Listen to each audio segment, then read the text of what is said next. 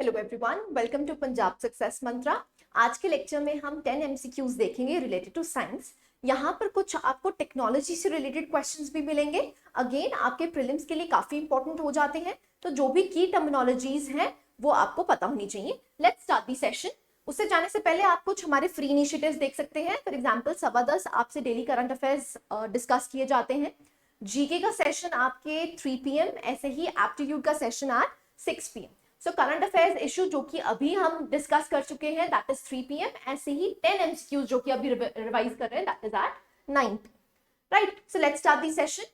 पहला क्वेश्चन देखिए। पहला question is if someone in the family is suffering from a problem of acidity after overeating, which of the following would you suggest as a remedy? So remedy क्या हो सकती है? A lemon juice, B vinegar, C baking soda solution, और is it D both A and B?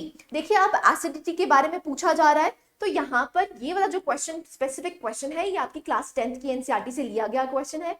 बहुत ही simple सा question है। अगर किसी को एसिडिटी हो जाती है, आपको पता है आपके स्टमक में क्या एग्जिस्ट करता है, that is HCl which is highly acidic in nature. So अगर आप ओवर ईटिंग करते हैं तो ओवर सिक्रीशन ऑफ क्या हो जाता है, दैट इज HCl। तो इसका मतलब क्या है, जो आपके स्टमक का मीडियम है वो क्या बन जाता है, एसिडिक।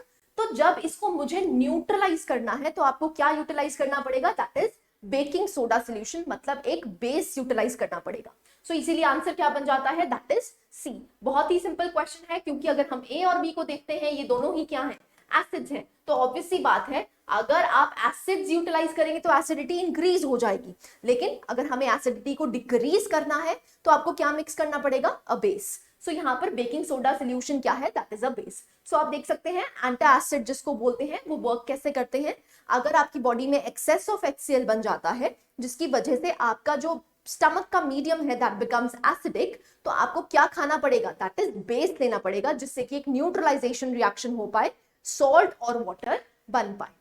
ठीक है जी, नेक्स्ट क्वेश्चन में मूव करते हैं। Question number 2। क्वेश्चन नंबर 2 कहता है with reference to dry ice consider the following statements. First है it is the solid form of carbon dioxide. Second है it is used primarily as a cooling agent. Third है it has a lower temperature than that of water ice and does not leave any residue. So आपको बताना है कि correct statements कौन सी हैं, 2 and 3, 1, 2 and 3, सी है आपका 1 and 3, और इज इट डी 2 ओनली? अब देखिए अगेन ड्राई आइस के बारे में है, अगेन 10th क्लास की एनसीईआरटी से लिया गया क्वेश्चन है। सो आपसे ड्राई आइस की कैरेक्टरिस्टिक्स पूछी है। सो अगर हम ड्राई आइस की बात करते हैं तो ये एक तरह से solid form of carbon dioxide exist करता है। दूसरी बात ये है कि ये सबलाइन कर जाता है। सबलाइन का मतलब क्या होता है कि जो डायरेक्टली सॉलिड से किस में कन्वर्ट हो जाता है, गैसियस में कन्वर्ट हो जाता है। तो अगर सब्लिमेशन होती है तो ऑब्वियसली बात है it will not leave any residue. दूसरी बात क्या है, ये एक तरह से कूलिंग एजेंट की तरह काम करता है। क्यों काम करता है, क्योंकि इसका जो टेम्परेचर है जो आप कहते हैं it is lower than that of water ice. अगर आप वाटर आइस की बात करते हो जो कि 0 डिग्री सेल्सियस पे आपको फ्रीजिंग पॉइंट देखने को मिलता है, तो इसका जो टेम्परेचर है it is lower than that, इसीलिए ये एक तरह से कूलिंग एजेंट की तरह काम करता है। सो आंसर क्या बन जाता है, all the 3 statements are correct. So आप देख सकते हैं ड्राई आइस क्या है, it is actually solid carbon dioxide at a temperature of -79 degree Celsius. तभी इसका जो टेम्परेचर है it is lower than that of water ice. Water ice का कितना होता है, दैट इज 0 डिग्री सेल्सियस। ठीक है जी। सो नेक्स्ट क्वेश्चन पे मूव करते हैं। Question number 3, which of the following with reference to adenosine triphosphate are correct? First statement है it is produced during the process of cellular respiration. Second है it provides the energy needed to drive the endothermic reactions in the cell. So आपको बताना है कौन C correct statements है, 1 only, 2 only, both 1 and 2, और is it D, neither 1 nor 2? Again a favourable question. ADP या ATP पे आपसे बहुत से क्वेश्चन पूछे जाते हैं, तो अगेन आपकी 10th क्लास की एनसीईआरटी में ये क्लियरली डिफाइंड है। तो अगर हम एटीपी की बात करते हैं तो जो आपकी सेलुलर रेस्पिरेशन है उसको ये क्या प्रोवाइड करता है, एनर्जी प्रोवाइड करता है। So energy needed to drive the endothermic reactions in the cell. So endothermic reactions जो भी होते हैं उनको एनर्जी प्रोवाइड कौन करता है, दैट इज एटीपी। तो दोनों ही स्टेटमेंट्स करेक्ट हैं, both 1 and 2 are correct. So आप देख सकते हैं जो एटीपी है वो बनता कैसे है, एडीपी में जब फॉस्फेट मिल जाता है तो आपको एनर्जी मिलती है which is equivalent to ATP। So यहाँ पर अगर हम बात करते हैं तो it is equivalent to 30.5 kilo joule per mole. सो यहाँ पर आपको इतनी अमाउंट ऑफ एनर्जी मिलती है। ठीक है जी, तो सेलुलर रेस्पिरेशन में ये यूटिलाइज होता है। नेक्स्ट चलते हैं क्वेश्चन नंबर 4। क्वेश्चन नंबर 4 कहता है what best describes reverse zoonotic event. A, a disease being transmitted from animals to humans. B, it is a situation in which disease transmit from one animal species to another. C, it is a situation where pathogens transmit from humans to animals. Or is it D, none of the above? So आपसे reverse zoonotic event के बारे में पूछा जा रहा है। देखिए, अगर हम जूनोटिक डिजीजेस के बारे में बात करते हैं, जूनोटिक डिजीजेस वो डिजीजेस होती हैं जो एनिमल से ह्यूमंस में जाती है। तो अगर हम रिवर्स की बात कर रहे हैं तो क्या होगा, ह्यूमन से एनिमल्स में आएगी। तो इसलिए आंसर यहाँ पर क्या बन जाता है, दैट इज सी, जहां पर ह्यूमन से एनिमल्स को क्या हो रही है, डिजीज हो रही है, तो उसको बोलेंगे रिवर्स जूनोटिक इवेंट। ठीक है जी, बहुत ही सिंपल सा क्वेश्चन था। क्वेश्चन नंबर 5 पे मूव करते हैं। Nitrogen gas is used in the tyres of an airplane because A, nitrogen gas is inert unlike air. B, it is heavier than air. C, it forms liquid only below a very low temperature. और is it D, both A and C. देखिए, अगर हम nitrogen gas की बात करते हैं तो मोर और लेस ये इनर्ट है। इनर्ट होने की वजह से आपके जो पैकेट्स होते हैं, चिप्स के पैकेट्स, तो वो चिप्स के पैकेट्स भी जो फ्लफी होते हैं वो किसकी वजह से होते हैं, नाइट्रोजन गैस की वजह से होते हैं। ऐसा क्यों किया जाता है, क्योंकि जब आप नाइट्रोजन गैस उसमें फ्लशिंग कर देते हैं तो उसकी वजह से क्या होता है, जो ऑक्सीजन है वो आपके चिप्स के कॉन्टैक्ट में नहीं आ पाती।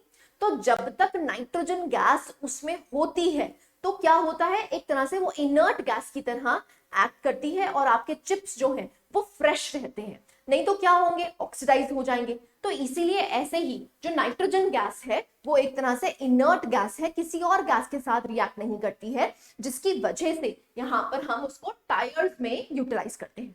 दूसरी बात क्या है कि ये जो it forms liquid only below very low temperatures. So जब आपके टेम्परेचर्स बहुत ज्यादा लो होंगे तभी ये लिक्विड में फॉर्म होगी, ऐसे नहीं होगी। तो इसीलिए दोनों ही करेक्ट है, A and C are both are correct. अगर हम इसकी एक्सप्लेनेशन की बात करते हैं तो जो एयरक्राफ्ट के टायर्स हैं they are filled with nitrogen because nitrogen is mostly inert. तो ये किसी और गैसेस के साथ रिएक्ट नहीं करती है। ऐसे ही अगर हम एयर की बात करते हैं, it has certain moisture content and is generally very hard to remove this moisture. अब मॉइस्चर को रिमूव करना बहुत मुश्किल है। अगर हम यहाँ पर पानी का कंटेंट आपको देखने को मिलेगा, सो अगर हम यहाँ पर बात करते हैं नाइट्रोजन फिलिंग की, तो इसको लिक्विड में चेंज करने के लिए कम से कम टेम्परेचर कितना चाहिए, दैट इज -30 डिग्रीज फ़ारेनहाइट, जो कि it is very hard to achieve.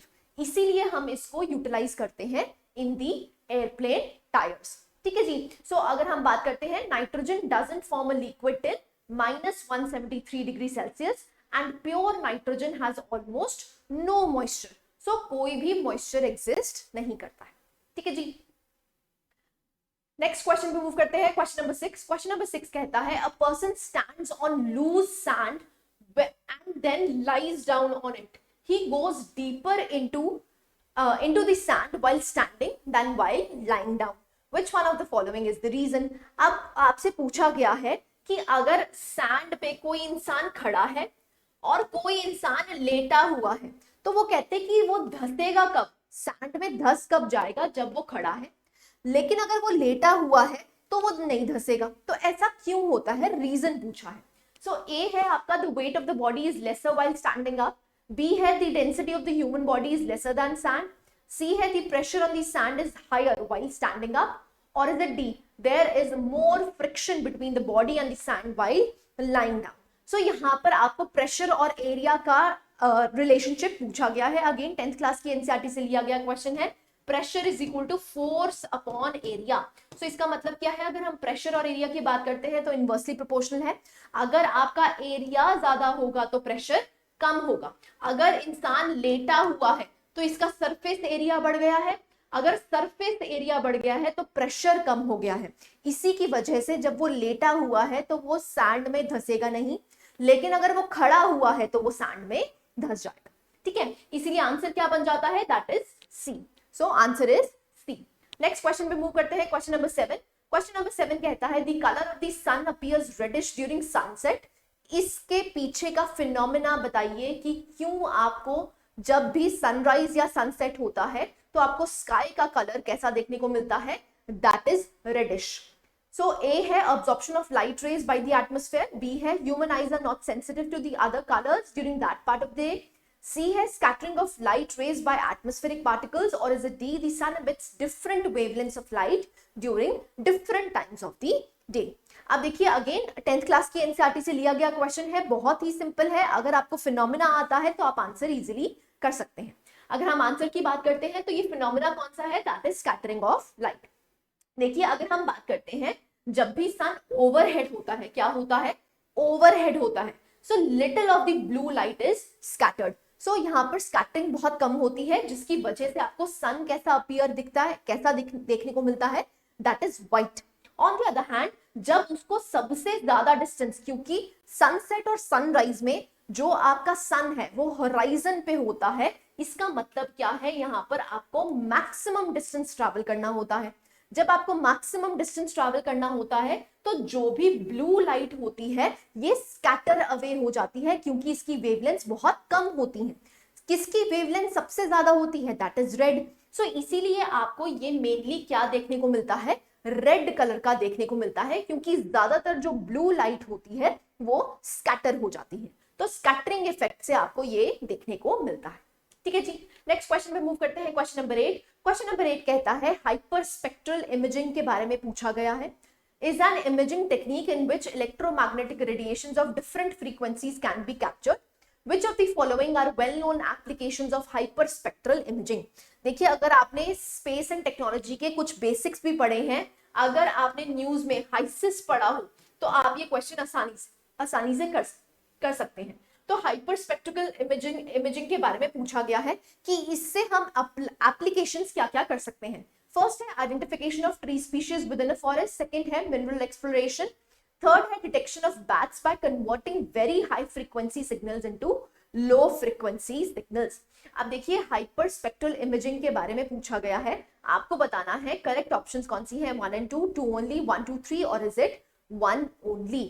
So let's see the answer. देखिए सिंपल सा क्वेश्चन है, अगर हम हाइपर स्पेक्ट्रल इमेजिंग के बारे में बात करते हैं तो ये ऑल वेदर सोल्यूशन है, चाहे जैसा भी वेदर हो वहां पर इमेजिंग जो इमेजेस है वो बहुत परफेक्टली निकल के आती हैं। तो यहाँ पर हम क्या कर सकते हैं, जो भी ट्री स्पीशीज है उसको आइडेंटिफाई कर सकते हैं। ऐसे ही हम मिनरल एक्सप्लोरेशन भी कर सकते हैं। सैटेलाइट्स यूज करी जाती हैं जहां पर हाइपर स्पेक्ट्रल इमेजिंग के बारे में कहा जाता है, जिससे हम क्या कर सकते हैं, जो भी हमारे रिसोर्सेज हैं, लैंड पे जो रिसोर्सेज हैं हम उनको अच्छे से आइडेंटिफाई कर सकते हैं, राइट। जो थर्ड है यहाँ पर ये चीज गलत है, क्यों, क्योंकि हाइपर स्पेक्ट्रल इमेजिंग इसमें कन्वर्ट नहीं करेगी by converting very high frequency into low frequency, ऐसा कुछ नहीं एग्जिस्ट करता है।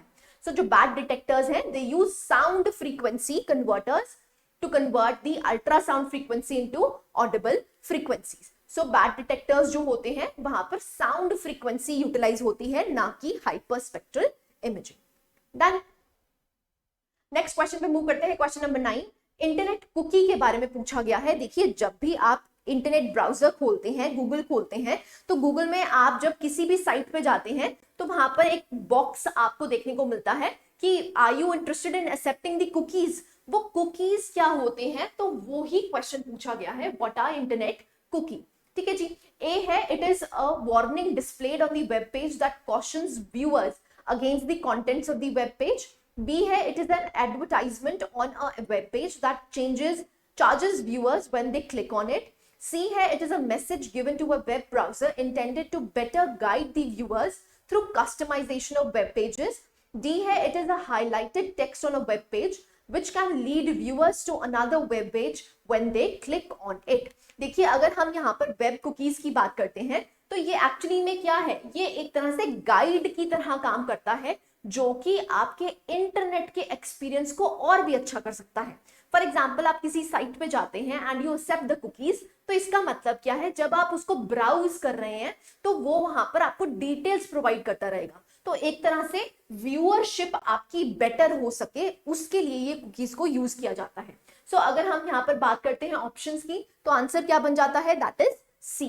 सो आप देख सकते हैं, जो अगर हम कुकीज की बात करते हैं, they are stored fragments of user data used to improve the browsing experience. So आपको ये कुकीज देखने को मिल रही हैं, ठीक है। सो ये जो कुकीज है, ये ब्लू ब्लू पार्ट है, ये एक्चुअली क्या है, they are the first party cookies, जिसमें क्या है, they are directly stored by the website your own, ठीक है जी। नेक्स्ट क्वेश्चन में मूव करते हैं, last question for the day, that is 10th। Consider the statements regarding virtual reality and augmented reality. VR और एआर के बीच में आपको डिफरेंस पूछा है। फर्स्ट है, the real and virtual objects can not be distinguished in a VR whereas they can be distinguished in AR. Second है, both VR and AR can be viewed by users wearing special glasses only. आपको बताना है कौन सी statements correct है, 1 only, 2 only, both 1 and 2, और is it D? Neither 1 nor 2. देखिए यहाँ पर दो डिफरेंसेस हैं, एक वर्चुअल रियलिटी और एक ऑगमेंटेड रियलिटी। अगर हम वर्चुअल रियलिटी की बात करते हैं, तो अगर आपने कभी गेम्स प्ले करी हो, तो वहां पर क्या है, आपको एक चश्मा दिया जाता है, वो चश्मा आपको लगाना होता है, आप उस गेमिंग फील्ड में, उस गेमिंग वर्ल्ड में आप फुली इमर्स हो जाते हो, और आपका जो रियल वर्ल्ड है वो बिल्कुल कट आउट हो जाता है। सो उसको कहते हैं हम वीआर। लेकिन अगर हम ऑगमेंटेड रियलिटी की बात कर रहे हैं, तो इसका मतलब क्या है, आप रियल वर्ल्ड में ही एग्जिस्ट करते हैं, रियल वर्ल्ड में रह के आप उस रियल वर्ल्ड को एनहांस कर लेते हैं। फॉर एग्जाम्पल, अगर आपको याद हो, पोकेमॉन गो जो गेम थी, वो एक्चुअली में क्या करती थी, आप जब अपना मोबाइल यूज करके क्या कर सकते थे, पोकेमॉन को देख सकते थे। तो इसका मतलब क्या है, रियलिटी को ही एनहांस किया जा रहा है, तो उसको कहा जाता है दैट इज एआर। सो अगर हम यहाँ पर आंसर की बात करते हैं, तो ये 1 ओनली बन जाता है, क्योंकि real and virtual objects they can not be distinguished in VR. क्यों डिस्टिंग्विश नहीं कर सकते हैं, क्योंकि अगर आप वीआर यूज कर रहे हैं, तो जो वर्चुअल एनवायरनमेंट है, वर्चुअल वर्ल्ड है, आप वहां पर फुली इमर्स हो जाते हैं, ठीक है जी। whereas they can be distinguished in AR. AR में आप इसको इजिली डिस्टिंग्विश कर सकते हो। वो क्यों कर सकते हो, क्योंकि रियलिटी में ही हो आप, राइट। सो रियलिटी को एनहांस करने के लिए हम क्या यूटिलाइज करते हैं, दैट इज AR।